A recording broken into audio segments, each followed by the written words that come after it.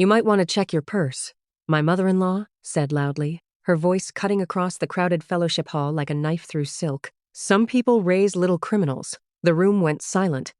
Every head turned. My 14-year-old son froze beside me, his hand still holding a gift bag he'd been carrying for me. And then Judith held up a missing bracelet, pointing it straight at my boy. What she didn't know was that I'd already requested backup security footage from the venue 3 days earlier for insurance purposes. And every single second of what she'd done was on camera. My name is Rachel Monroe. I'm 38 years old. I work as a public middle school counselor in a small town in eastern Tennessee, the kind of place where everybody knows your name and your business travels faster than the speed of sound. I've spent my entire career helping other people's children believe in themselves, sitting across from kids who've been told they're not enough, coaching them through the worst moments of their young lives. I wasn't rich. I wasn't glamorous. I drove a 9-year-old Honda Civic and bought my work clothes at consignment shops. But I had something people didn't expect. I was steady, calm, patient, and I protect my son with everything I have.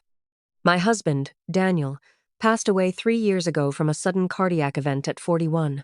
No warning, no goodbye. Just a phone call from the hospital at 2 in the afternoon on a Tuesday that split my life into before and after. Since then, it's been me and my 14-year-old son, Caleb.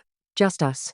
My mother-in-law, Judith Langford Monroe, never liked me. From the day Daniel brought me home, she made it clear I wasn't the kind of woman she'd envisioned for her son. I didn't come from money. I didn't come from the right church. I didn't come from anything she considered worthy. After Daniel died, she didn't get softer. She got colder. She adored Caleb when he was small, when he had Daniel's blonde curls and Daniel's wide smile. But as he grew older and started looking more like me, with my dark hair, my quiet eyes, my careful way of watching before speaking, something shifted in her. She still had enormous influence in our town. She sat on church boards, organized charity galas, ran the annual fundraiser for the Children's Hospital. She was the kind of woman people trusted without question. The kind of woman whose word became fact simply because she spoke it. I knew she didn't respect me. I knew she tolerated me only because I was the mother of her grandchild. But I never imagined she'd go after Caleb. I never imagined she'd use a 14-year-old boy as a weapon to protect her own pride. And that night, at her annual fundraiser, she crossed a line she could never uncross. Before I continue, if you've ever had to raise a child while someone questioned your parenting at every turn, I see you. Please subscribe and tell me in the comments, have you ever been judged unfairly as a parent? Hit like on this video if you know how it feels to fight for your family. Now let me take you back to the night everything changed. It was the third Saturday of October, Judith's annual charity fundraiser at the Greenfield Community Center. The fellowship hall was packed with over 150 people. Town council members, school board officials, business owners, pastors, the kind of crowd that shapes a small town's opinion in a single evening. Caleb and I attended every year. It was expected. Judith made sure of that. She wanted the image of a unified family, even if the unity was nothing but performance. Caleb had been helping me carry gift bags from the car. Auction items, donated wine baskets, envelopes with silent bid sheets. He was doing what I asked. He was being helpful. He was being a good kid. About an hour into the event, Judith's voice rose above the polite chatter. Has anyone seen my bracelet? She was standing near the prize table, her hand pressed dramatically against her chest. My antique pearl bracelet. It was right here in my purse. People started looking around, murmuring.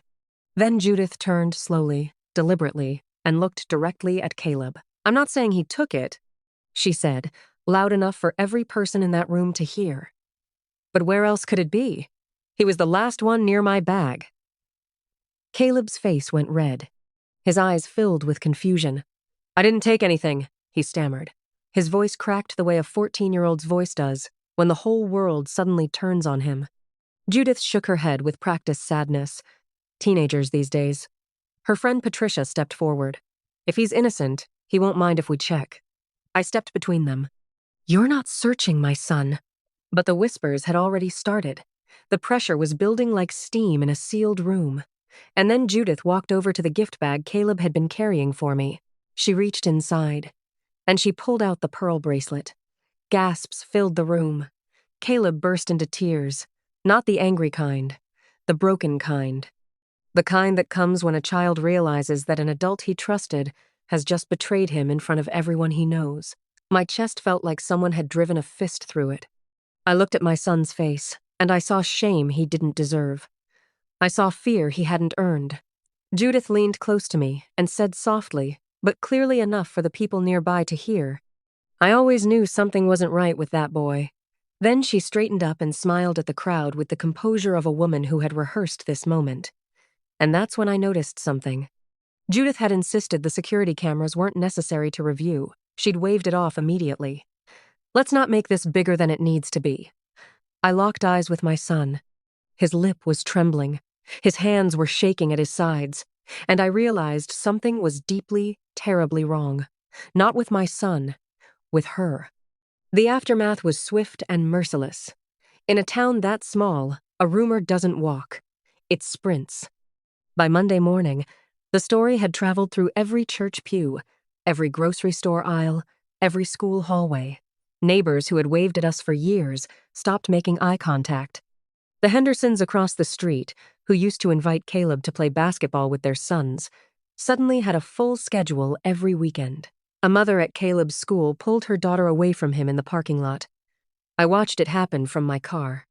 She grabbed the girl's arm and said, loud enough for Caleb to hear, "You can't be too careful." My son came home that day and went straight to his room. He didn't eat dinner, he didn't speak. I stood outside his door and listened to him crying through the wood, and I felt a rage so deep it scared me. I overheard someone at the post office refer to me as that mother who can't control her kid. The woman didn't even lower her voice. Then the school got involved. Principal Darnell called me into his office the following Wednesday. He sat behind his desk, with his hands folded, and said, "We have to consider the reputation of the school, Rachel. I'm sure you understand. Caleb was removed from student council, temporarily, they said. But we both knew what temporarily meant in a town like ours. It meant until people forgot. And people in small towns don't forget." Judith, meanwhile, played her role with surgical precision. She told people she was handling the situation privately. She told the church board she was praying for Caleb. She called me one evening and came to the house uninvited. She sat on my couch, crossed her ankles, and said, "If you just admit he did it, I won't press charges. I'm trying to protect the family name, Rachel." "You should want that too." I stared at her. I felt my pulse in my throat. I said nothing. That night, after she left, Caleb sat at the kitchen table with red eyes and said, "Mom, I didn't do it. I swear on Dad." I didn't take it. I knelt beside him. I took his face in my hands, and I said, "I believe you. I have always believed you, and I'm going to prove it." That was the night I stopped being patient and started being precise. What Judith didn't know was that I'm the kind of person who double-checks everything. It's a professional habit. When you work with children in crisis, documentation isn't optional. It's survival. I had helped organize the fundraiser logistics for the past 3 years. I coordinated with the venue, the vendors, the insurance company. And because of a liability clause in the venue's rental agreement, I had personally requested that backup security footage be archived for a minimum of 60 days after every event. The footage wasn't deleted. It wasn't overwritten. It was sitting on a server at the Greenfield Community Center, time-stamped and crystal clear. I contacted the venue owner, Tom Briggs, privately. I told him I needed access to the archived footage from the night of October 19th. He didn't ask many questions. He'd known Daniel. He'd always been kind to Caleb. He gave me a USB drive the next day. I took it home and watched every second, and there it was. At 7:42 p.m., 11 minutes before her public accusation, Judith walked to the prize table alone. She opened her purse. She removed the pearl bracelet. She looked around once, and she slipped it into Caleb's gift bag. My hands were shaking so badly, I had to pause the video. I watched it 3 more times to make sure I wasn't imagining things. I wasn't. I began collecting everything else. Emails where Judith had insisted on handling the prize table setup alone. A text message to Patricia sent 2 hours before the event that read, "Make sure you back me up tonight." Screenshots of her social media posts from the following week, subtle references to family disappointment and the importance of accountability. I printed every document. I organized them by date. I labeled every file. I said nothing publicly. I didn't post on social media. I didn't confront Judith. I didn't tell a single neighbor. Instead, I called the one person I knew would understand. Mr. Arthur Reynolds had been the Monroe family's attorney for over 30 years. He'd drawn up Daniel's parents' wills. He'd handled Daniel's estate after the funeral. He'd always treated me with quiet respect, even when Judith tried to cut me out of conversations about Daniel's assets. I brought him the USB drive, the emails, and the screenshots on a Thursday afternoon. He sat behind his desk and watched the footage without speaking. When it ended, he removed his glasses and rubbed his eyes. "This isn't a misunderstanding, Rachel," he said. "This looks intentional." Then he told me something that made my blood run cold. Judith had recently contacted him about updating her will. She wanted to reduce Caleb's inheritance share by 70%. Her reasoning, documented in her own handwriting on the intake form, was that Caleb had demonstrated behavioral issues and moral failings inconsistent with the family's values. She was trying to use a fabricated theft to strip my son of $847,000. Mr. Reynolds leaned forward. If she'd succeeded in labeling him publicly, she could have used that reputation to justify disinheriting him entirely. It wouldn't have held up in court, but it would have made the fight ugly and expensive. I sat in that leather chair and felt the room tilt. This wasn't about a bracelet. This was never about a bracelet. This was about control. About punishing me through my son. About making sure the woman she never approved of had nothing left of the Monroe name. Mr. Reynolds suggested a formal legal meeting. All parties present, Judith, her sister Helen, Patricia, and 2 members of the church board who had been vocal about Caleb's alleged theft. "Let her walk in confident," he said. "Let her think this is about mediation." I agreed. The meeting was scheduled for a Tuesday, 3 weeks after the fundraiser. Judith spent those 3 weeks growing bolder. She told people Rachel was in denial. She told the church pastor that she was considering involving authorities. She walked through town like a woman who had already won. She had no idea what was waiting for her in that office. I need to pause here. Have you ever been underestimated by someone who should have believed in you? Have you ever had someone try to destroy your child's name to serve their own agenda? Comment, "I stood up," if you have. Now let me tell you what happened in that room. Mr. Reynolds' office was on the 2nd floor of the oldest building on Main Street. Dark wood paneling, leather chairs, the kind of room that smelled like old books and consequence. Judith arrived first. She wore a navy blazer and pearl earrings. She sat down with her ankles crossed and her chin lifted. Helen sat beside her. Patricia sat behind them. 2 church board members, Gerald Parks and Linda Cho, occupied chairs along the wall. Caleb sat next to me. His hands were folded in his lap.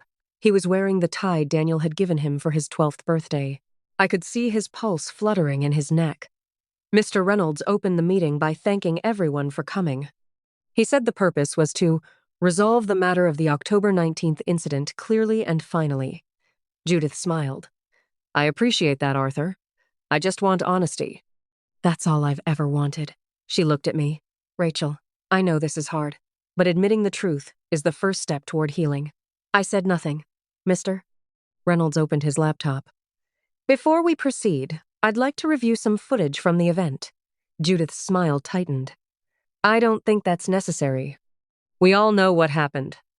"I think it is necessary," Mr. Reynolds said calmly, "for the record." He pressed play. The screen showed the fellowship hall from an elevated angle. The timestamp read 7:42 p.m. The room watched as Judith walked to the prize table, alone. She opened her purse. She removed the bracelet. She glanced left and right. And she placed it carefully, deliberately, into the gift bag Caleb had been carrying. The footage played for 47 seconds. Nobody breathed. When it ended, Mr. Reynolds closed the laptop. Judith's face had lost all color. Her lips parted, but no sound came out. "That's not what it looks like," she finally managed. Her voice was thin, fractured. I looked at her. My voice was steady. "It looks exactly like what you did." Mr. Reynolds then produced the printed emails. He laid them on the table one by one. The email where Judith insisted on handling the prize table alone.